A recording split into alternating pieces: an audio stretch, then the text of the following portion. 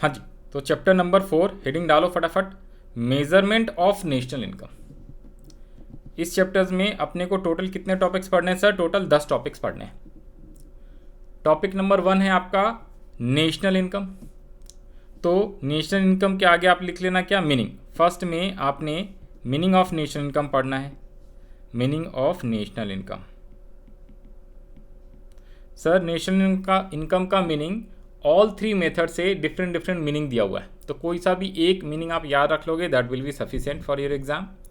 और सबसे बेस्ट और आसान वाला जो मेथड होता है वो होता है, मतलब बेस्ट और आसान वाला जो मेथड से मीनिंग है वो वैल्यू एडेड मेथड से मीनिंग, तो वही आपको याद भी रखना है। और कहीं पे भी गूगल पे भी सर्च करोगे या कहीं पे भी किसी से पूछोगे तो नॉर्मली वही जो होता है डेफिनेशंस, बेस्ड डेफिनेशंस होता है नेशनल इनकम का। सेकेंड टॉपिक है आपका कौन सा? Value added method. फिर थर्ड है इनकम मेथड, फोर्थ है एक्सपेंडिचर मेथड। तो टोटल नेशनल इनकम को कैलकुलेट करने के यही 3 मेथड्स होते हैं, आपको यही 3 मेथड्स पढ़ने हैं। एग्जाम में सर क्वेश्चंस कौन से मेथड से आएगा? किसी भी मेथड से आ सकता है, ठीक है, किसी भी मेथड से क्वेश्चंस आ सकता है। और इन तीनों मेथड्स में आपको मेन 3 पॉइंट्स पढ़ने हैं। वैल्यू एडेड मेथड का मीनिंग, उसके स्टेप्स एंड प्रिकॉशंस, ठीक है। और इसमें स्पेशल एक है प्रॉब्लम ऑफ डबल काउंटिंग। तो वैल्यू एडेड मेथड में ये जो टॉपिक होता है ये बहुत ज़्यादा इंपॉर्टेंट होता है, प्रॉब्लम ऑफ डबल काउंटिंग वाला। इससे आता है तो कई बार इससे अलग एक क्वेश्चन आ जाता है 3 मार्क्स का। इसके बाद इनकम मेथड में वही मीनिंग, स्टेप, प्रिकॉशंस। एक्सपेंडिचर में भी मीनिंग, स्टेप्स एंड प्रिकॉशंस। फिर उसके बाद 5th टॉपिक है रिकंसिलेशंस ऑफ ऑल 3 मेथड्स। 6th है treatment of different items in national income and treatment of different item in domestic income. National income at current price and constant price, that is also known as GDP deflator, हम उसको बोलते हैं। 8th topic. और 9th वाला है nominal GDP and real GDP. और 10th topic के अंदर जितने भी न्यूमेरिकल क्वेश्चन है आपके बुक में लगभग 80, 82, 85 क्वेश्चन हैं सिर्फ अनसॉल्व, संदीप गर्ग सर की बुक में। और इलिस्ट्रेशंस वाले अलग हैं, इलिस्ट्रेशन बोलो या एग्जाम्पल बोलो वो अलग है, उसमें भी 50 क्वेश्चन होएगा। इसके बाद अगर अदर बुक्स है या सैम्पल पेपर है तो उसमें भी कई सारे क्वेश्चन। तो आपने को ये पूरा 80 से 90 क्वेश्चन सॉल्व करना है, प्रैक्टिस करना है, फिर आपको कहीं से भी कोई दिक्कत नहीं आएगी इन 80 से 90 क्वेश्चन में, तीनों मेथड के मिला के। ओके, तो समझ जाना ये चैप्टर थोड़ा सा लेंदी है और बहुत ही ज़्यादा इंपॉर्टेंट है। एग्जाम में इससे 100% एक क्वेश्चन आता ही आता है 6 नंबर का। सर स्टार्टिंग के तो चैप्टर 1, 2, 3, 4 ये चारों चैप्टर्स को ना एक ही यूनिट में कवर किया हुआ है, नेशनल इनकम का यूनिट जो है। और ये चारों चैप्टर्स मिला के आपके एग्जाम में कितने मार्क्स के क्वेश्चन आएंगे? 12 मार्क्स के, ठीक है ना, 12 मार्क्स का ये यूनिट है, ठीक है सर। तो सबसे पहले हम लोग बात करते हैं नेशनल इनकम का। एकदम छोटा सा और थ्योरेटिकल टॉपिक है, मीनिंग आ सकता है 1 मार्क का और इससे ज़्यादा नहीं आएगा। तो नेशनल इनकम का meaning by value added method, by income method, by expenditure method. अब इसको थोड़ा सा ध्यान से समझना है, ठीक है, इसी से आपको कंसेप्ट समझ आ जाएगा कि क्यों इनकम, नेशनल इनकम कैलकुलेट करने के 3 मेथड होते हैं। सबसे पहली बात, नेशनल इनकम का मतलब क्या होता है सर? एक्चुअली में कोई अगर आपसे पूछे तो नेशनल इनकम का सिंपल मतलब क्या होता है? देखो, एक साल के अंदर अंदर, ठीक है, एक साल मतलब नॉर्मली हम फाइनेंशियल ईयर लेते हैं, ठीक है, तो एक साल के अंदर जितनी भी गुड्स एंड सर्विसेज का आपने जो प्रोडक्शंस करा है बाय इकोनॉमी, एक कंट्री का नेशनल इनकम क्या होता है? एक कंट्री का होता है, एक इकोनॉमी का होता है। तो हम इंडिया में रह रहे हैं, इंडिया का नेशनल इनकम हम लोग समझना है meaning. Same as it is दूसरे कंट्री वाले भी, दूसरी इकोनॉमी वाले भी कैलकुलेट करते हैं। तो नेशनल इनकम का मतलब क्या होता है? अगर इंडिया में और इंडिया के अलावा भी नेशनल इनकम का मतलब फॉरेन की भी बात करेंगे, अभी अब्रॉड वाली भी, net factor income from abroad वाली भी लेंगे। तो मतलब इंडियन रेसिडेंट के द्वारा एक साल के अंदर, एक साल में जितनी भी गुड्स एंड सर्विसेज का प्रोडक्शंस किया गया है उसका जो फाइनल वैल्यू है इन टर्म्स ऑफ मनी, है ना, तो उसे हम लोग क्या बोलते हैं? नेशनल इनकम बोलते हैं, ठीक है। तो डेफिनेशंस क्या लिखा हुआ है? It is a sum of money value of net flow of all the final goods and services produce by normal resident of a country. क्यों लिखा हुआ है? क्योंकि हम इंडिया में हैं तो इंडियन कंट्री के जितने भी रेसिडेंट है। सर नॉर्मल रेसिडेंट क्या होते हैं? ये हमने चैप्टर नंबर किस में पढ़ना था? 2 में पढ़ना था। में पढ़ना था डोमेस्टिक टेरिटरी का मीनिंग क्या होता है, नॉर्मल रेसिडेंट किसे कहते हैं, याद आ रहा कुछ कुछ। नॉर्मल रेसिडेंट का मतलब जिसका इकोनॉमिक इंटरेस्ट कहाँ पे हो, जहाँ पे होता है वो वही कंट्री का रेसिडेंट होता है। तो जिस भी पर्सन का इकोनॉमिक इंटरेस्ट और वो जहाँ रिसाइड्स कर रहा है, रह रहा है इंडिया में, और इंडिया में ही कमा रहा है खा रहा है, तो इसलिए वो नॉर्मल रेसिडेंट ऑफ इंडियन कहलाता है। तो हम इंडियन इकोनॉमी का नेशनल इनकम निकालेंगे तो इंडियन रेसिडेंट के द्वारा, ठीक है, जितनी भी फाइनल गुड्स एंड सर्विसेज का जो वैल्यू होता है उसको टोटल करेंगे during the period of account, मतलब एक साल में। और अगर as a national income whole मतलब किसी भी कंट्री का डेफिनेशन पढ़ना है तो कोई भी कंट्री का जो नॉर्मल रेसिडेंट होता है ना, वो जितनी भी फाइनल गुड्स एंड सर्विसेज का प्रोडक्शंस करता है उन सभी को सम टोटल कर देते हैं मनी के टर्म्स में, तो उसे ही क्या बोलते हैं, नेशनल इनकम। और national income with in a period of account का मतलब एक साल का। अगर इनकम मेथड से बात करें तो इनकम में देखो, अगर मान लो 3 पर्सन है, ध्यान से सुनना, एक है ये फार्मर वाला पर्सन। अगर मान लो ये जो फार्मर है, फार्मर लोग ही तो गुड्स एंड सर्विसेज का प्रोडक्शंस करते हैं। तो फार्मर लोग क्या करते हैं, जो प्रोड्यूस करा है, जरूरी नहीं कि वो मार्केट में सेल किया हो ना किया, उससे मतलब नहीं है। जितनी की वैल्यू हमने ऐड कर दी इकोनॉमी में, जितनी की वैल्यू हमारी बढ़ गई, ठीक है, जितनी की वैल्यू एक साल में हमने प्रोड्यूस कर दिया, तो कुछ ना कुछ तो वैल्यू ऐड हुआ, इंक्रीज हुआ ना, इसीलिए उसको नेशनल इनकम में लेते हैं। तो फार्मर लोग या जो प्रोड्यूसर लोग होते हैं, कोई भी गुड्स एंड सामान प्रोड्यूस करते हैं, तो उसका इनकम वाले में समझने के लिए आसानी से, जैसे मान लो जो इम्प्लॉई लोग हैं, जो स्टाफ लोग हैं, जो वर्कर्स लोग हैं, वो क्या करते हैं, काम करते हैं और बदले में उनको महीने के एंड में सैलरी मिलता है, वेजेस मिलता है। तो जो काम करने वाले लोग हैं, ठीक है, ऑल्सो नोन एज, जिसके अंदर 4 फैक्टर्स ऑफ प्रोडक्शन होता था ना, तो उसको बदले में क्या मिलता है, इनकम मिलता है, फैक्टर सर्विसेज के बदले में। हमने सर्कुलर फ्लो ऑफ इनकम में पढ़ा था। तो जो फैक्टर सर्विसेज के बदले में जो पैसे इनकम मिला, वो भी तो एक तरीके से इनकम है। तो जब उन सभी इनकम को आप जोड़ दोगे ना, तो भी आपकी नेशनल इनकम निकल जाएगी उस साल की। एक साल में जितने भी इनकम मुझे मिले उन सबको जोड़ दो तो वो भी इनकम निकल जाएगी। एक और भी तरीका, ये देखो तीनों मेथड से नेशनल इनकम सेम ही आता है, आंसर सेम ही आता है। NNP@FC निकालेंगे ना फ्रॉम ऑल 3 मेथड्स। NNP@FC का मतलब नेशनल इनकम है ना। नेशनल इनकम को हम क्या बोलते हैं शॉर्ट में, NNP@FC, चैप्टर नंबर 3 में अभी हमने सीखा। तो NNP@FC from all 3 methods will be same, because ये वैल्यू एडेड मेथड कहता है कि जो प्रोड्यूसर लोगों ने प्रोडक्शंस करा है गुड्स एंड सर्विसेज का, उसकी वैल्यू जोड़ दो तो वो आ जाएगी। अगर उसकी वैल्यू नहीं जोड़ पाएंगे या नहीं अवेलेबल होएगा, तो भाई वो जो वैल्यू प्रोड्यूस करने के लिए जितने भी goods and services, factor services वगैरह लिया है, तो उसके बदले में कुछ ना कुछ पैसे रिसीव भी होंगे जिसने दिया होगा, तो उसकी या तो इनकम सारी जोड़ दो तो उतना ही तो प्रोड्यूस हुआ होगा। या फिर अगर वो भी नहीं पता है, तो जो इन लोगों को इनकम मिलेगा वो लोग क्या करते हैं, वो लोग फाइनली क्या करते हैं ना, खर्चे करेंगे, एक्सपेंडिचर करेंगे कहीं ना कहीं। तो या तो क्या कर लो, आप सारे खर्चे को जोड़ लो, या तो सारे इनकम को जोड़ लो, या जो प्रोडक्शंस करा है उसको जोड़ लो। तो तीनों तरीके से नेशनल इनकम कैलकुलेट कर सकते हैं और तीनों तरीके से आंसर सेम आता है। तो इनकम मेथड कहता है national income is the sum of factors income earned by normal resident of a country, हमेशा normal resident of a country बोलेगा, है ना, in the form of rent, wages, interest and profit. मैंने कहा था ना 4 फैक्टर्स ऑफ सर्विसेज जो होता है, जो प्रोवाइड करा है गुड्स एंड सर्विसेज को बनाने के लिए, उसके बदले में जो इनकम अर्न हुआ उस इनकम को आप ऐड कर दो। और अगर वो भी आपको नहीं पता है, तो अगर आपके पास सारे एक्सपेंडिचर है, भाई जो इनकम होगा इन लोगों का, वही इनकम तो गुड्स एंड सर्विसेज को खरीदने में खर्च करेंगे, कंजम्पशन एक्सपेंडिचर। तो national income is product of net output commodities and services का flowing during the year from country's productive system in the hands of ultimate consumer into the net addition to the capitals और capital goods. तो expenditure method बोले, income method बोले, या इसका meaning सिर्फ आपसे पूछेगा नेशनल इनकम का मीनिंग बताओ, ये नहीं पूछेगा वैल्यू एडेड से पूछो या इनकम से या एक्सपेंडिचर। तो आपको सिर्फ ये वाला याद रख लेना है। और ये नहीं भी याद है, सिंपल वर्ड में अपने वर्ड्स में आप लिख सकते हो, value of final goods and services, value of final goods and services produce by normal resident of a country during 1 accounting year. समझ में आई बातें? एक साल में normal resident of a country के द्वारा जितनी भी फाइनल गुड्स एंड सर्विसेज का जो प्रोडक्शन किया जाता है, उसकी जो वैल्यू होती है उसे ही हम लोग नेशनल इनकम बोलते हैं। सर मान लो इंडिया में मेट्रो बन, दिल्ली में पूरे इंडिया में आजकल बहुत सारे स्टेट्स में मेट्रो बन रहा है, सिटीज़ में। तो वो जो मेट्रो बन रहा है उससे कुछ ना कुछ वैल्यू इंक्रीज ही हो रहा है, ऐड ही हो रहा है, प्रोडक्शन ही तो हो रहा है, बिल्डिंग बन गया, ठीक है जी।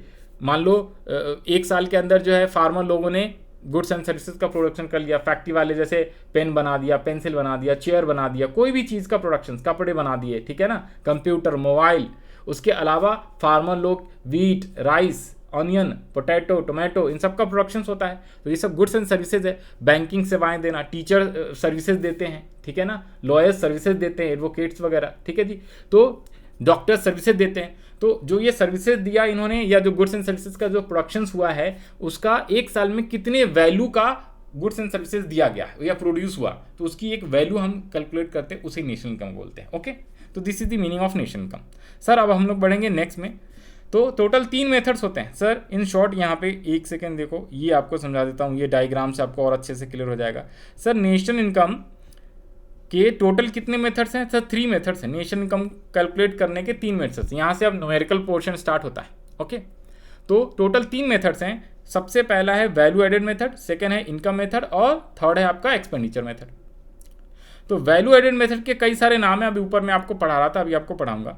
तो वैल्यू एडेड से, अब यहाँ पे ध्यान देना, वैल्यू एडेड मेथड जब मैं बोलूँ ना, जब न्यूमेरिकल हम क्वेश्चंस करेंगे तो सिंपल याद रख लेना, इसका मतलब होता है जीडीपी एट एमपी। मतलब कि वैल्यू एडेड मेथड का मतलब है जीडीपी एट एमपी निकालेंगे, और फिर वो चेंज फार्मूला से नेशनल इनकम, डोमेस्टिक इनकम, या जो भी क्वेश्चन में पूछेगा वो हम निकाल लेंगे, जो हमने थर्ड वाले चैप्टर में चेंज फार्मूला सीखा है। सेम अगर वो बोलेगा इनकम मेथड, तो इनकम मेथड से सबसे पहले we need to calculate NDP at FC. तो उसका ये फार्मूला है, इन 3 चीज़ों को जोड़ते हैं तो एनडीपी एट एफसी आता है। जब वैल्यू ऑफ आउटपुट में इंटरमीडिएट गुड्स को लेस करते हैं तो जीडीपी एट एमपी आता है, और एक्सपेंडिचर मेथड में भी जीडीपी एट एमपी आता है जब इन चारों चीज़ों को ऐड करते हैं। सिंपल वर्ड में ये, फिर पहले ये निकाल लेंगे इन तीनों मेथड से, जो भी मेथड्स का इन्फॉर्मेशन देगा, और उसके बाद जो क्वेश्चन पूछेगा उस हिसाब से चेंज फार्मूला अप्लाई करके कर लेंगे। अभी आपको न्यूमेरिकल क्वेश्चन भी कराएंगे, आ जाओ। तो सबसे पहले हम लोग बात कर लेना वैल्यू एडेड मेथड का। Sir value added method is the first method of national income. अब ये चीज़ें आपको नोट कर लेना है। कौन सा? ये वाला, ये जो ये पूरा का पूरा बॉक्स है, ये फार्मूला है एक तरीके से। इसको मैं एक्सप्लेन कर देता हूँ, समझा देता हूँ, सुनना।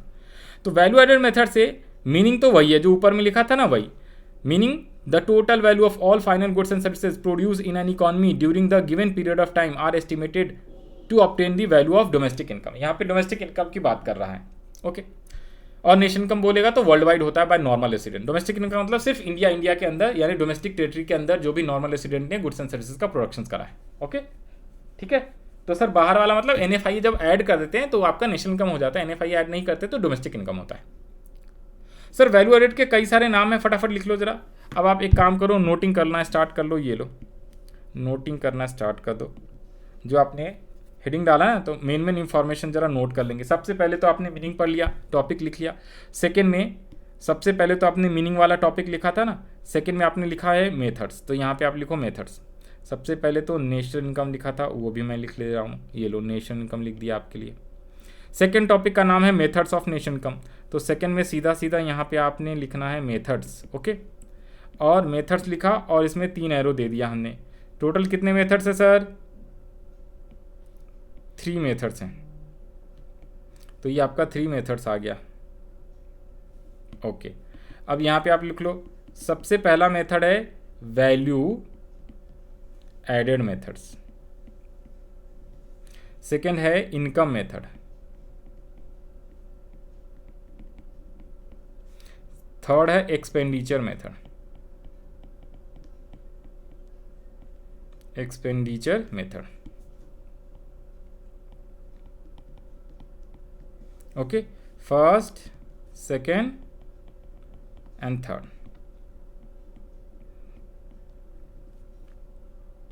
याद रहेगा,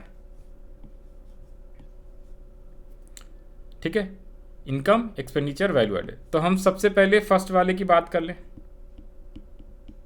वैल्यू एडेड मेथड। ठीक है सर, वैल्यू एडेड मेथड में क्या होता है सर? तो वैल्यू एडेड को ना कई सारे अलग अलग नामों से भी जानते हैं। एमसीक्यू का क्वेश्चन आता है, ठीक है, एमसीक्यू का क्वेश्चन आएगा कि वैल्यू एडेड मेथड को और किस नाम से हम लोग जानते हैं। तो ये पता होना चाहिए। कौन से नाम से जानते हैं? Product method, inventory method, net output method, industrial origin method and commodity service method. तो फटाफट इसके नाम लिख लेंगे जल्दी से कि वैल्यू एडेड मेथड्स के कई सारे अलग अलग नाम हैं।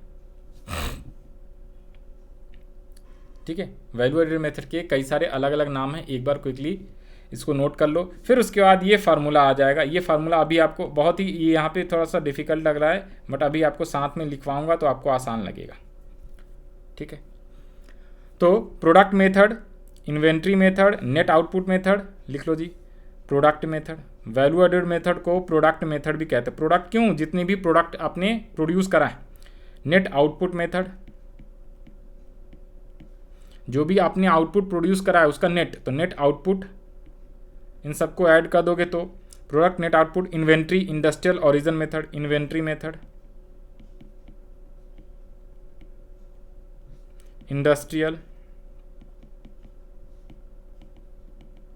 Origin method. ठीक है जी। उसके बाद कमोडिटी सर्विस मेथड, जो कमोडिटी है, जो भी आपने सर्विस दिया या गुड्स प्रोड्यूस करा, तो वो वाला मेथड। टोटल 5 नाम। अब इसमें आपने फार्मूला लिखना है। तो नंबर 1, जब भी आपसे पूछेगा, बोलेगा वैल्यू एडेड से आप फार्मूला निकालो, तो जो वैल्यू एडेड जैसे ही पूछेगा ना, तो सिंपल सुनना, जब भी वो वैल्यू एडेड बोले तो वैल्यू एडेड का मतलब क्या होता है? GDP at MP. याद रहेगा कि नहीं रहेगा? सर वैल्यू एडेड जैसी बोले तो आप समझ जाना जीडीपी एट एमपी की बात कर रहा है, वो जीडीपी एट एमपी की बात कर रहा है। ओके, जीडीपी एट एमपी निकालने के लिए और कैलकुलेट करने के लिए आपको सिंपल क्या करना है जी? तो वैल्यू ऑफ आउटपुट लिखना है। Value of output minus intermediate consumption.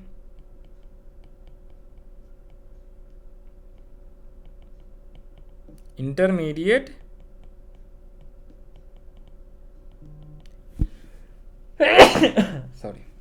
Intermediate consumption. Value of output minus intermediate consumption. Do you understand?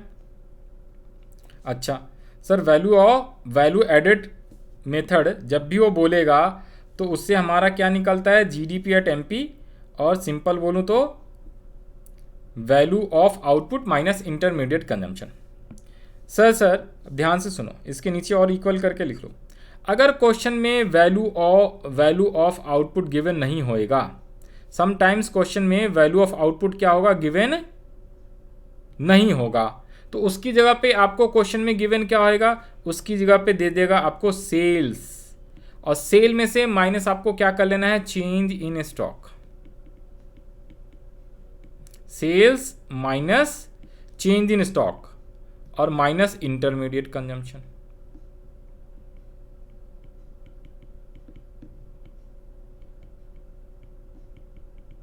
Okay sir, ठीक है, समझ में आ गई बातें। सर एक बात बताओ, चेंज इन स्टॉक का मतलब क्या होता है? तो यहां पे लिख लो sales minus change in stock का मतलब, तो यहां पे ये ध्यान रख लेना, ये वैल्यू ऑफ आउटपुट को ही हम लोग sales minus change in stock बोलते हैं, क्योंकि इंटरमीडिएट कंजम्पशन तो इधर है ही। चेंज इन स्टॉक का मतलब क्या? देखो यहां पे मैंने फर्स्ट फार्मूला लिखा, GDP equals to value of output minus intermediate consumption. इसी को दोबारा, अरे यहाँ पे माइनस कैसे लिखते हैं? ये प्लस लिखना है, प्लस चेंज इन स्टॉक को प्लस करना है। Sales plus change in stock, minus थोड़ा नहीं लिखना है, sales plus change in stock लिखना है। ओके, हाँ जी। अब मैं क्या बोल रहा था? तो दोबारा से मैंने जो वैल्यू ऑफ आउटपुट है ना, इसे ही हम क्या बोलते हैं? Sales plus change in stock बोलते हैं, और इंटरमीडिएट कंजम्पशन तो आ ही रहा है। तो ये देखो, ये वैल्यू ऑफ आउटपुट जो है ना, ये तीसरा फार्मूला और कुछ अलग से नहीं है, ये वही बताया हुआ है मैंने कि sales plus change in stock जब आप ऐड करते हो तो उसे ही हम लोग वैल्यू ऑफ आउटपुट बोलते हैं। Do you understand? तो इसको आपको लिखने की जरूरत नहीं, अलग से यहाँ लिख दिया। और सुनना मेरी बातें, सर जो चेंज इन स्टॉक है उसका मतलब क्या होता है? तो चेंज इन स्टॉक का मतलब होता है क्या? ओपनिंग माइनस क्लोजिंग या closing minus opening? Sir closing stock minus opening stock, याद रख लेना।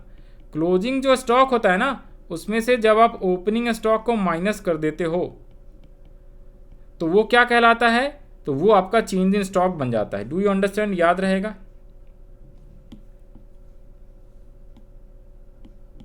बोलो जी बोलो।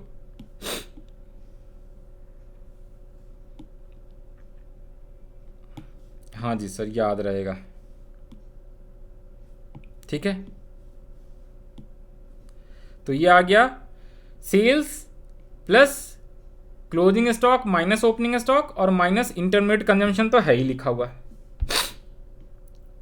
ठीक है, याद रहेगा। ठीक है सर, तो इंटरमीडिएट कंजम्पशन तो है ही लिखा हुआ। ये तीनों फार्मूला क्या है, अलग अलग नहीं है, ये तीनों फार्मूला सेम ही है। ठीक है जी, सर्दी हो गया है। ओके सर, इंटरमीडिएट कंजम्पशन ये यहां पे लिख दिया। ठीक है, इतना ही है, और कोई भी एक्स्ट्रा फार्मूला नहीं है। अब एक और चीज सुनना जरा, कभी कभी वो सेल्स नहीं देगा, सेल्स नहीं देगा तो सेल की जगह पे आप क्या लिख लेना ना, वो देगा आपको क्वांटिटी, कि भाई सेल की क्वांटिटी कितनी है। सेल तो नॉर्मली रुपीज में होता है, क्वांटिटी इनटू प्राइस कर दोगे तो आपका सेल। भाई एक बात बताओ, मैंने कहा आपने पूरे साल में 10 कोई भी सामान बेचे और एक सामान की कीमत 200 रुपये है, तो 10 सामान इंटू 200 रुपये कितने हो गए, 2000। तो आपकी सेल कितनी हुई, 2000 हुई ना।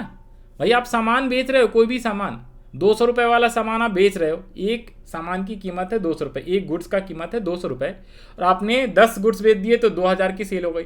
आपने 1000 गुड्स बेच दिए तो 1000 इंटू 2000 2 लाख की सेल हो गई, राइट। तो वही सेल वैल्यू है। ये वाला एग्जाम में कई बार पूछा हुआ है। तो क्वांटिटी इंटू जो प्राइस होगा उसे ही हम लोग क्या बोलते हैं, सेल्स बोलते हैं, याद रहेगा। और बाकी फार्मूला तो सेम ही है। तो ये आपको 4 मेन याद रख लेना है वैल्यू एडेड मेथड में, और कुछ भी याद रखने की ज़रूरत नहीं है। ठीक है जी, और कोई भी चीज़ें याद रखने की ज़रूरत नहीं है। ठीक है, तो अलग से अगर मैं बोलूं, अलग से मैं बोलूं, यहां पे ध्यान दो, एमसीक्यू का क्वेश्चन आता है, वैल्यू ऑफ आउटपुट क्या होता है। इसके पहले मैंने अभी आपको बताया value added. Sir value added क्या होता है, पहले तो बताओ वैल्यू एडेड। ध्यान से सुनना, वैल्यू एडेड का मतलब value of output minus intermediate consumption. ठीक है जी, तो वैल्यू ऑफ आउटपुट अलग होता है और वैल्यू एडेड अलग होता है, ये ध्यान रख लेना है। ठीक है, तो सर वैल्यू ऑफ आउटपुट क्या होता है, तो वैल्यू ऑफ आउटपुट का मतलब sales plus change in stock. और अगर मैं बोलूं चेंज इन स्टॉक का मतलब क्या होता है, यस, तो क्लोजिंग स्टॉक होता है sir and minus opening stock होता है सर। ओके सर, ठीक है।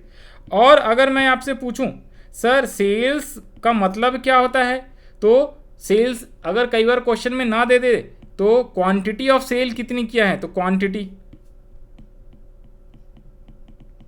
Quantity multiply with price. तो ये क्वेश्चन में गिवन रहता है कई बार। समझ में आई बातें। तो ये कोई अलग से फार्मूला नहीं है, आपको ये चीज़ें यहाँ पे ध्यान रख लेना है। इसका सर फुल फॉर्म लिख दो, ये लो इसका फुल फॉर्म लिख देते हैं, इंटरमीडिएट कंजम्पशन, नहीं तो रिवीजन करते वक्त आपको समझ में आएगा। इंटरमीडिएट कंजम्पशन, ठीक है, यहाँ तक क्लियर है। फटाफट एक बार कॉपी कर लो।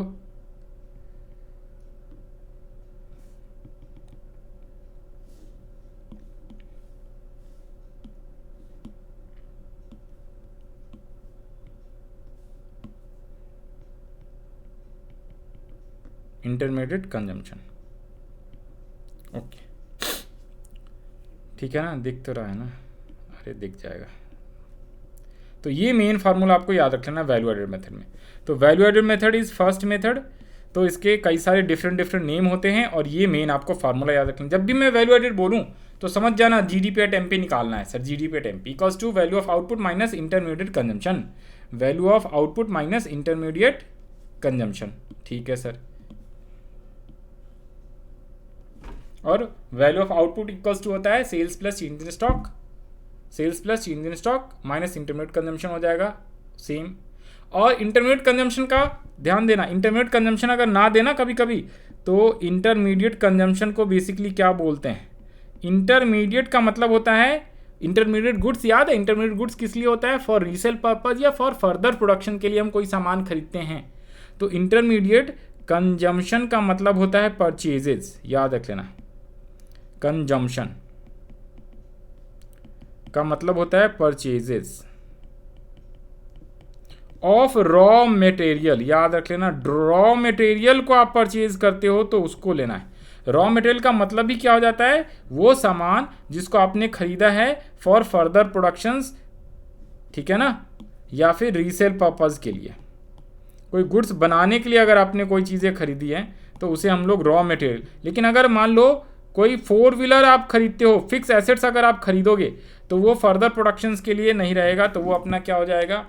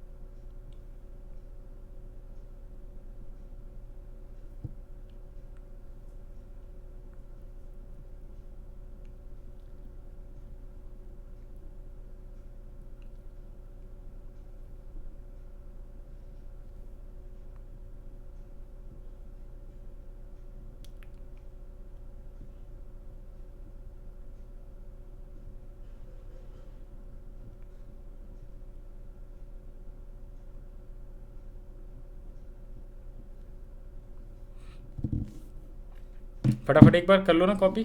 हो गया, ठीक है सर, ये हो गया कॉपी। अब आ जाओ जी, अब क्वेश्चंस पे आ जाते हैं directly.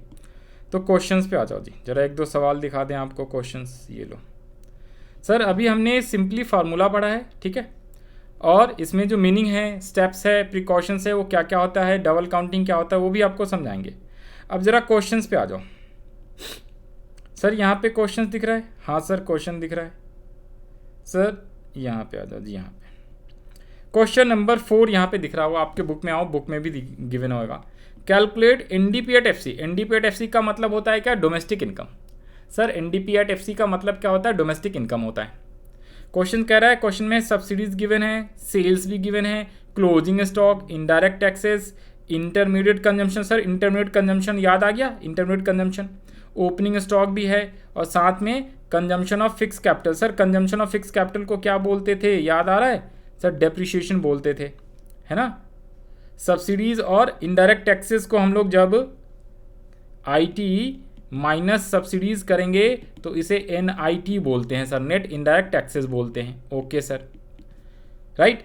Closing stock minus opening करेंगे तो आपका चेंज इन स्टॉक आएगा। सर डेल्टा को इकोनॉमिक्स में चेंज बोला करते हैं, 11th क्लास में भी आपको पढ़ना था, याद रख लेना। चेंज इन स्टॉक का मतलब होता है डेल्टा इन स्टॉक। डेल्टा का मतलब चेंज इन स्टॉक होता है, डेल्टा भी बोल सकते हैं, ओके ना।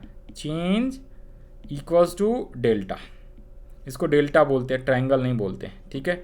हाँ सर, हाँ जी, हाँ जी, ये क्वेश्चन अपने को सॉल्व करना है, मेरे साथ साथ करेंगे। अब देखो ये जो क्वेश्चन नंबर 4 है, इसमें आपको करना क्या है, तो ये हमें कैलकुलेट तो करना है NDP at FC, domestic income. और हमने अभी वैल्यू एडेड मेथड पढ़ा है, इसमें जब आइटम पढ़ेंगे, सेल दिया हुआ है, इंटरमीडिएट कंजम्पशन दिया हुआ है, तो इसका मतलब ये कौन से मेथड का आइटम दिया हुआ है, वैल्यू एडेड मेथड का आइटम दिया हुआ है।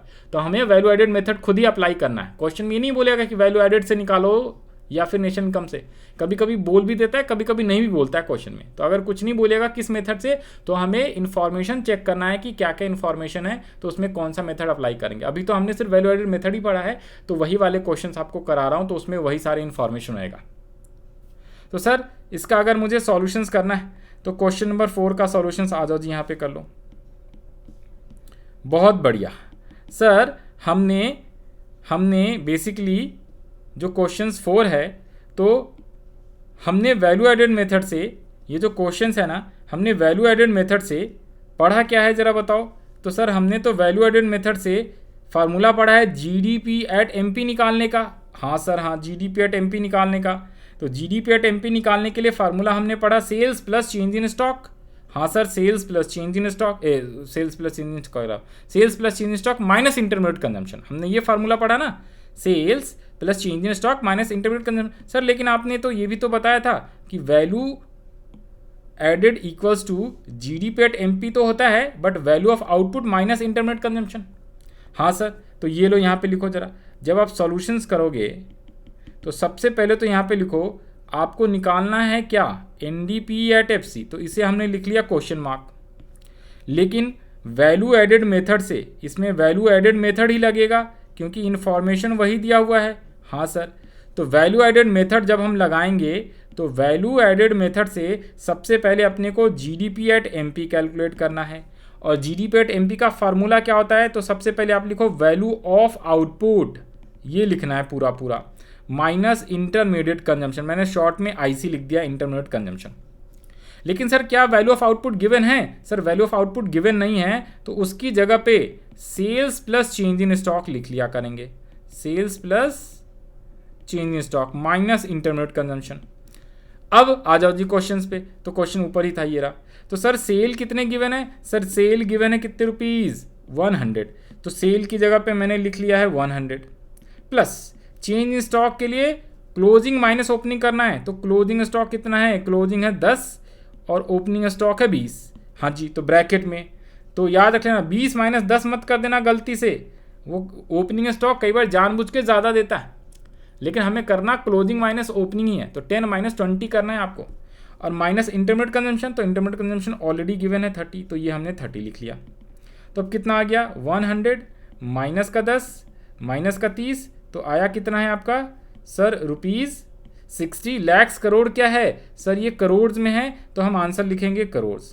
सर क्या आंसर कंप्लीट हो गया, नो नो, हमने अभी निकाला है जीडीपी एट एमपी, हमें कैलकुलेट क्या करना है सर, हमें तो एनडीपी एट एफसी निकालना है। तो पहले हमने जीडीपी एट एमपी निकाल लिया, और याद करो हमने ऑलरेडी चैप्टर नंबर 3 में, मैंने आपको ऑलरेडी चैप्टर नंबर 3 में सिखाया हुआ है चेंज फार्मूला। अगर एनडीपी एट एफसी निकालना है और अपने पास जीडीपी एट एमपी अब आ गया, तो फर्स्ट स्टेप में, actually these are steps called steps, तो मैं जो थ्योरी में हमें पढ़ना है ऊपर पढ़ाया था, हर मेथड में मीनिंग, स्टेप्स, प्रिकॉशंस, ये चीज़ें पढ़नी है, तो एक तरीके से स्टेप है। हम सबसे पहले वैल्यू एडेड से जीडीपी एट एमपी निकालेंगे, फिर क्वेश्चन में जो रिक्वायरमेंट होएगा वो उसके हिसाब से हम लोग कैलकुलेट कर लेंगे। तो जीडीपी एट एमपी जैसे आया, अपने को निकालना था एनडीपी एट एफसी, तो जीडीपी एट एमपी लिखा, और चेंज वाला फार्मूला जो मैंने आपको थर्ड चैप्टर में सिखाया वो अप्लाई करना है। तो हम क्या करेंगे, ग्रॉस से नेट पे जाएंगे तो लेस डेप्रिशिएशन, डोमेस्टिक सेम है, प्रोडक्ट हमेशा सेम रहता है, मार्केट प्राइस से फैक्टर कॉस्ट पे तो एनआईटी को सब्सट्रैक्ट करना है। तो आ जाओ जी, यहाँ फार्मूला लिखो पहले, तो ग्रॉस से माइनस डेप्रिशिएशन और मार्केट प्राइस से factor cost minus depreciation minus NIT. अब यहाँ पे वैल्यू लिखो, तो हमने ऊपर में 60 रुपीज़ जो वैल्यू निकाला, ये किसका है, जीडीपी एट एमपी का है वैल्यू, तो जीडीपी एट एमपी की जगह पे लिख लिया 60 माइनस, सर डेप्रिशिएशन क्वेश्चन में कितना गिवन है, check, depreciation is also known as consumption of fix capital 15 है, और एनआईटी के लिए हमें इनडायरेक्ट टैक्स माइनस सब्सिडीज करना है ना, इसको एनआईटी के लिए IT minus subsidies equals to NIT आता है। हाँ सर, तो डेप्रिशिएशन 15 है, तो 15 लिख लो जी, तो डेप्रिशिएशन की जगह पे हम लोगों ने 15 लिख लिया। एनआईटी के लिए पहले आप ब्रैकेट लगाओ, इनडायरेक्ट टैक्स माइनस सब्सिडीज, ठीक है सर। अब दोबारा से 60 minus 50, indirect tax minus subsidy, क्योंकि ब्रैकेट लगाना बहुत ज़रूरी होता है, नहीं तो प्लस माइनस की गलती हो जाती है, इसलिए। तो इनडायरेक्ट टैक्सेस है 5 और सब्सिडीज कितना है 1, राइट, तो इनडायरेक्ट टैक्सेस लिख लो 5 माइनस 1। सर ब्रैकेट लगा के करना, अदरवाइज केवल माइनस प्लस की गलती हो जाती है। यहाँ पे तो ठीक है, यहाँ पे ज़्यादा गलती नहीं होएगा, बट जो बड़े सवाल है एग्जाम वाले में हमेशा जानबूझ के उस टाइप से देगा कि आप गलती करो। तो ब्रैकेट ऑलवेज जब भी ऐसा दे तो ब्रैकेट लगाना है एनआईटी की जगह पे। ओके सर, तो अब इसका आंसर सॉल्व करके बता दो जी कितना आ गया, 49 करोड़ आ गया क्या, चेक कर लो, 41 करोड़, 49 क्यों कह रहा हूँ,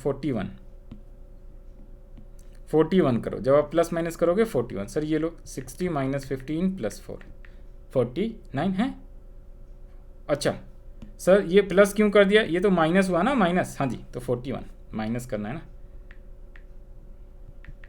तो 41 आ जाएगा। ओके, तो this is the solutions of question number 4। ये 4 का सॉल्यूशन है। आपको सबसे पहले जीडीपी एट एमपी हमेशा निकालना है, वैल्यू एडेड मेथड जब भी दे तो जीडीपी एट एमपी फर्स्ट निकालेंगे, एंड देन क्वेश्चन की रिक्वायरमेंट होगा एनडीपी एट एफसी, तो एनडीपी एट एफसी निकालो, एनएनपी एट एफसी बोलेगा यानी नेशन कम, तो वो निकाल लेंगे, जीडीपी एमपी जीएनपी एफसी कुछ भी बोले। आया समझ में? हाँ सर समझ में आया। सर एक सवाल और कराओ, एक सवाल और कराओ। ओके ओके, तो ये क्वेश्चंस इंपॉर्टेंट है वैसे तो फिफ्थ वाला। एक पहले थोड़ा सा नॉर्मल क्वेश्चंस आपको आसान वाला कराया ना, ये लो, फिर ये भी करा देंगे। फोर्थ हमने कर लिया है। क्या क्वेश्चन नंबर अब हम थर्ड कर लें? हाँ सर थर्ड कर लेते हैं, आ जाओ। थर्ड में क्या कह रहा है, आपको कैलकुलेट करना net value added at factor cost from the following data. क्या क्या है सर? नेट वैल्यू एडेड का मतलब क्या, ये भी ध्यान देना है। नेट वैल्यू एडेड का मतलब क्या होता है, ध्यान से सुनो। इसने वर्ड बोला है नेट, नेट का मतलब होता है एन, और वैल्यू एडेड का मतलब क्या होता है, domestic product. Value added simple बोले तो डोमेस्टिक प्रोडक्ट। तो N D P at F C उसने पूछा है, ठीक है, याद रहेगा। नेट का मतलब नेट, कई बार वो पूछेगा नेट की जगह ग्रॉस नेट वैल्यू निकालो, ग्रॉस नेट वैल्यू एडेड, तो gross domestic product. Eight factor cost है तो फैक्टर कॉस्ट, मार्केट प्राइस है तो मार्केट प्राइस। ओके, तो हम अपने को निकालना है एनडीपी एट एफसी। क्वेश्चन में गिवन क्या है, purchase of machinery. This question is also important mark करते रहना। Purchase of machinery to be use in production unit. Sir हमने मशीनरी खरीदा है लेकिन इसको यूज कहाँ पे करेंगे, प्रोडक्शन यूनिट में, तो this is your intermediate consumption. Sales given है, इंटरमीडिएट कॉस्ट भी गिवन है। सर इंटरमीडिएट कॉस्ट भी गिवन है अलग से 90। ओके सर, फिर है इनडायरेक्ट टैक्सेस है, क्लोजिंग स्टॉक। सर इस बार तो क्लोजिंग स्टॉक की जगह पे डायरेक्टली चेंज इन स्टॉक दे दिया, तो हम लोग यही सीधा सीधा प्लस कर लेंगे। और साथ में गुड्स एंड सर्विसेज का मतलब जीएसटी। सर जीएसटी का मतलब क्या होता है, ये इनडायरेक्ट टैक्सेस है। GST is an example of indirect taxes. अपने को आगे के चैप्टर आएगा गवर्नमेंट बजट, उसमें अपने को पढ़ना है। और स्टॉक ऑफ रॉ मटेरियल, तो सर ये स्टॉक ऑफ रॉ मटेरियल क्या है, जब ऊपर में चेंज इन स्टॉक दे दिया तो अपने को कुछ नहीं करना, ठीक है। अब जरा एक बार इसको सॉल्व करो। आईटी इनडायरेक्ट टैक्सेस, सर ऊपर में भी इनडायरेक्ट टैक्सेस दिया हुआ 12 और नीचे में भी क्या दिया हुआ, जीएसटी 6। तो एक बात बताओ, ऑलरेडी इनडायरेक्ट टैक्सेस दिया हुआ है तो अपने को जीएसटी का कुछ नहीं करना। इसका मतलब ये 6 रुपये ऑलरेडी उसमें जुड़ा होगा, या 6 करोड़ ऑलरेडी जो ये इनडायरेक्ट टैक्सेस है 12 इसमें ऑलरेडी इंक्लूडेड होगा, तो इसको अपने को कुछ नहीं करना है, ठीक है। तो अब आ जाओ जी, फटाफट कर लो जी, सॉल्व कर लो क्विकली। 2 मिनट का टाइम देते हैं आपको, सॉल्व करो और फिर उसके बाद बताना, फिर आपको मैं सॉल्व करके दिखा दूंगा। इस क्वेश्चन में यहाँ पे ध्यान से आ जाओ जी। तो इसे सॉल्व कैसे करोगे, देखो यहाँ पे एक तो ये इनडायरेक्ट टैक्सेस तो है, यहाँ पे जो ये इंटरमीडिएट कॉस्ट है ना, एक्चुअली में यहाँ पे यार रुको, ये जो इनडायरेक्ट इंटरमीडिएट कंजम्पशन जो है ये नहीं है, ये है इंटरमीडिएट कॉस्ट का मतलब इंटरमीडिएट कंजम्पशन भी उसको बोलते हैं। इंटरमीडिएट कंजम्पशन पे जो खर्चे किए, कॉस्ट जो लगा वो। सर ये है क्या, परचेज ऑफ मशीनरी है ना, अगर परचेज ऑफ रॉ मटेरियल होता तो वो इंटरमीडिएट कंजम्पशन कहलाता। Purchase of machinery fix assets है, तो फिक्स एसेट्स का परचेज इंटरमीडिएट कंजम्पशन नहीं कहलाता। ये मैंने ऊपर में भी बताया था आपको ना, फार्मूला बनाते वक्त, राइट ना, फार्मूले कराते वक्त मैंने आपको कराया तो था कहीं पे। हाँ जी, कोई बात नहीं, यहाँ पे आ जाओ, ऊपर में कराया लिखवाया था मैंने, यहाँ पे ये लो। सर ये क्या है, परचेज ऑफ रॉ मटेरियल। अगर हम फिक्स एसेट्स खरीदेंगे तो आपका इंटरमीडिएट कंजम्पशन नहीं है। अच्छा सर, ओके, तो यहाँ पे आओ। तो ये जो purchase of machinery to be use in production unit, अब हमने मशीन को खरीदा है, उसको यूज करेंगे प्रोडक्शन यूनिट में, और उसकी जितनी वैल्यू डेप्रिशिएट होती वो हम डेप्रिशिएशन लेते, लेकिन इसमें अलग से डेप्रिशिएशन बताया नहीं। ये डेप्रिशिएशन के लिए यहाँ पे यूज कर सकते थे पॉइंट, लेकिन इस क्वेश्चन में ये परचेज वैल्यू दिया हुआ है ना, डेप्रिशिएशन नहीं बोला, या उसने ये नहीं बोला कि हमने फिक्स एसेट्स का कंज्यूम कर लिया, कंजम्पशन ऑफ फिक्स एसेट्स, ठीक है जी, वो नहीं बोला उसने। अगर कंजम्पशन ऑफ फिक्स कैपिटल बोलता तो उसको हम डेप्रिशिएशन कंसीडर करते। तो क्वेश्चन में अगर कोई इन्फॉर्मेशन गिवन नहीं है तो हम उसको जीरो मान लिया करेंगे। सेम इनडायरेक्ट टैक्सेस यहाँ पे दिया हुआ है 12, लेकिन सब्सिडीज है नहीं तो उसे भी हम जीरो मान लेंगे। ओके, तो इस क्वेश्चन में सबसे पहले आप क्या करोगे, ये बहुत ही इंपॉर्टेंट सवाल है, ठीक है, ये भी इंपॉर्टेंट लगा लेना। तो क्वेश्चन हमें थर्ड वाला करना है ना सॉल्यूशन, तो सबसे पहले हम क्या करेंगे, सबसे पहले वैल्यू एडेड मेथड से क्या निकलता है बताना जरा जी, जीडीपी एट एमपी। तो हम लोग जीडीपी एट एमपी निकालेंगे, that is sales plus change in stock minus intermediate consumption. Sale कितना है सर 200, चेंज इन स्टॉक कितना है सर बताओ, चेंज इन स्टॉक है 10, और इंटरमीडिएट कंजम्पशन तो 90 है। इंटरमीडिएट कंजम्पशन यानी इंटरमीडिएट कॉस्ट, तो ये कितना आ गया 120 रुपीज़, और करोड़ जरूर लगाना या लैक्स जो भी है। अब अपने को निकालना है एनडीपी एट एफसी निकालना है, तो जीडीपी एट एमपी तो हमने कैलकुलेट कर लिया है। अब इसमें चेंज फार्मूला ग्रॉस से नेट पे जाएंगे तो डेप्रिशिएशन माइनस ये निकालना है ना एनडीपी एट एफसी, और मार्केट प्राइस से फैक्टर कॉस्ट पे जाएंगे तो माइनस NIT, तो ये अपना 120 आ चुका है ऑलरेडी। हाँ जी सर, माइनस डेप्रिशिएशन नहीं है तो 0, IT माइनस सब्सिडीज ब्रैकेट लगा के करना है, तो -0 और माइनस IT कितना गिवन है 12, तो सर ये 12 और माइनस का 0। सर यहाँ पे आप इस टाइप से लिख सकते हैं, इसको दोबारा से यहाँ पे ये लिख लेना है GDP at MP minus depreciation. अब जो वैल्यू नहीं दिया होगा उसको आप 0 मान के करना है, सिंपल सी बात है। तो माइनस ये ख़त्म हो गया और ये माइनस का 12, तो ₹108 करोड़। समझ में आई बातें? तो ऑलवेज रिमेंबर, कोई सा भी क्वेश्चन होगा हम लोग उसको 2 स्टेप में सॉल्व करेंगे, ठीक है ना। बुक में एक ही बार में सब प्लस माइनस करके दे देता है, तो फिर वो हम समझ नहीं सकते, वो याद नहीं आ सकता। तो आसानी से समझने के लिए, आसानी से सॉल्व करने के लिए अपने को 2 स्टेप में करना। Always remember, value added method में सबसे पहले GDP एट MP निकालो एंड देन आप उसको जो भी क्वेश्चन की रिक्वायरमेंट हो वो निकालो। सर एक सवाल और करा दीजिए, एक सवाल और करा देते हैं जिसमें, अब देखो ये सब क्वेश्चन आसान है, ये भी इंपॉर्टेंट सवाल है। सर इसमें क्या पूछा, नेट वैल्यू एडेड निकालो। मतलब सर ये आप घर पे करना, NDP at FC also known as NVA, net value added at factor cost भी हम बोलते हैं। वैल्यू एडेड का मतलब होता है DP या VA, ओके ना, ये ध्यान रख लेना है। और आगे नेट है तो नेट लिखोगे, ग्रॉस है तो ग्रॉस, और फैक्टर कॉस्ट है तो फैक्टर कॉस्ट, मार्केट प्राइस है तो मार्केट प्राइस। ये 2012 का सवाल है, CBSE दिल्ली। इसमें आपसे कंजम्पशन ऑफ, सर इसमें दे दिया ना कंजम्पशन ऑफ फिक्स कैपिटल, तो डेप्रिसिएशन है। गुड्स एंड सर्विसेज का मतलब है इनडायरेक्ट टैक्स। सर लेकिन ऊपर में भी तो गुड्स एंड सर्विसेज दिया था, आपने कुछ नहीं करा, क्योंकि वहाँ पे ऑलरेडी इनडायरेक्ट टैक्सेस दिया हुआ। जब इनडायरेक्ट टैक्सेस दे देगा तो गुड्स एंड सर्विसेज का अलग से हम लोग कुछ नहीं करते, वो ऑलरेडी उसमें इंक्लूडेड होता है, ये हम अज्यूम करते हैं। अब यहाँ पे मेन जो इंपॉर्टेंट है ये सवाल में, ये दिया हुआ है आउटपुट। सर आउटपुट का ही मतलब है quantity, output equals to sales quantity, और यहाँ साथ में प्राइस दिया हुआ है। तो सर जो मैंने आपको फार्मूला बताया था याद करो, यहाँ पे बोला मैंने सर ये जो आउटपुट होता है ये quantity of output, output quantity, यहाँ पे सर पूरा लिख लो, थोड़ा सा और चेंज करके, आउटपुट की क्वांटिटी को प्राइस से इंटू करेंगे तो सेल आएगा। आउटपुट क्वांटिटी लिख लेना है क्वांटिटी की जगह पे, ओके। तो यहाँ पे इन दोनों को जब मैं मल्टीप्लाई कर लूँगा तो सेल कितना आ जाएगा आपका 20,000। बाकी सब चेंज सेम है, बाकी सब सेम इन्फॉर्मेशन है। इंटरमीडिएट कॉस्ट है, that is indirect intermediate consumption. Subsidies है, नेट चेंज इन स्टॉक्स है, बस और कुछ दिक्कत नहीं है इसमें। हाँ जी, इनडायरेक्ट टैक्सेस को GST हम मानेंगे। और अगर आप यहाँ पे देखो, 1-2 सवाल और भी दिखाता हूँ। क्वेश्चन नंबर 7 जब देखोगे आप, क्वेश्चन 7 में आपसे सेल्स पूछ दिया है, कई बार इस टाइप से भी पूछ देता है, सेल्स बताओ।